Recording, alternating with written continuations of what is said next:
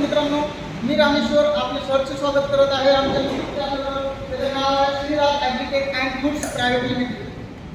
तर मित्रांनो, आपण मागील व्हिडिओमध्ये आपण पाहिलं होतं की आपण किती प्रकारच्या मशिनरी मार्केटमध्ये देतो, कोणता उपयोग करायला पाहिजे हे मागील व्हिडिओमध्ये आपण तुम्हाला सांगितलं होतं. त्यापैकीच एक कॅटल फीड प्लांट कसा असतो याविषयी आपण सविस्तर डिस्क्रिप्शन या व्हिडिओमध्ये पाहणार आहोत. तर कॅटल फीड प्लांट हा किती प्रकारचा असतो, कोणकोणत्या मशिनरी या प्लांटमध्ये वापरल्या जातात, त्या मशीनसाठी किती जागा लागते, इन्व्हेस्टमेंट किती प्रकारे आहे, किंवा याच्यामध्ये किती प्रकारचा प्लांट आहे, म्हणजे मॅन्युअल प्लांट असतो, सेमी ऑटोमॅटिक प्लांट असतो, ऑटोमॅटिक प्लांट असतो, किती त्यावर खर्च लागतो, इलेक्ट्रिसिटी किती लागेल, याबद्दल आपण सविस्तर माहिती या व्हिडिओमध्ये आपण बघणार आहोत. तर विद्यार्थी मित्रांनो, कॅटल फीड प्लांटमध्ये बेसिकली 3 मशीन आहेत. हा आहे ग्राइंडर, हा आहे मिक्सर, याला तरी ब्लेंडर असे म्हणतात, आणि हा आहे पॅलेट मशीन, याला गोळी पेंट म्हणजे सुग्रास कँडी पेंट याला म्हटलं जातं. त्यानंतर बघा, जो ग्राइंडर मशीन आहे त्या ग्राइंडर मशीनला असा स्टोरेज टँक दिलेला आहे. यामध्ये तुम्ही गहू, ज्वारी, बाजरी, तांदूळ, गहू, भुसा वगैरे हे त्याच्यामध्ये तुम्ही टाकू शकता.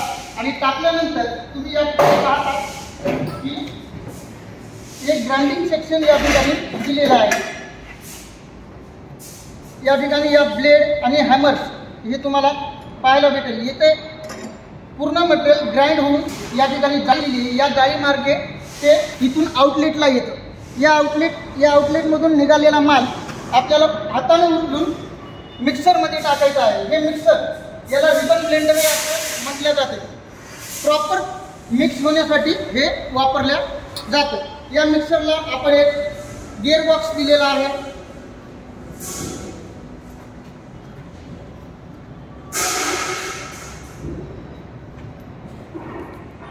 तसेच इथे मिक्स झालेलं मटेरियल आपण पॅलेटमध्ये टाकणार आहोत. आणि या पॅलेट मशीनला टाकल्यानंतर या ठिकाणी पूर्णपणे आपली गोळी पेंट, ज्याला आपण सुग्रास पेंट, पशुखाद्य, पशु असे म्हणतो, तर कशा प्रकारे तयार होतं. तर हे मिक्स झालेलं मटेरियल याच्यात टाकायचं आणि या ठिकाणी रोलर दिलेला असतो. सर, रोलर दाखवायचं आहे ना. या पद्धतीमध्ये इथं रोलर दिलेला असतो.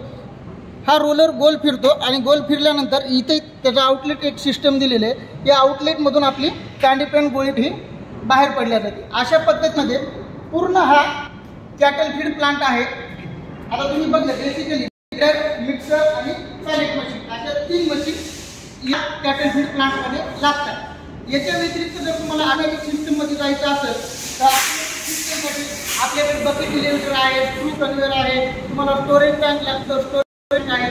अशा पद्धतीमध्ये तुम्ही ऑटोमॅटिक प्लांट घेऊ शकता.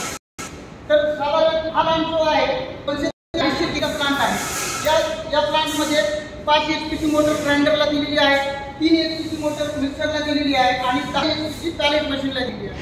अशा पद्धतीने तरी पण तुम्हाला किंवा सुग्रास पेंट, त्यालाच आपण कॅटल फीड अधिक माहिती पाहिजे असेल तर आपण आमच्या चॅनलला सबस्क्राईब करा, लाईक करा, शेअर करा.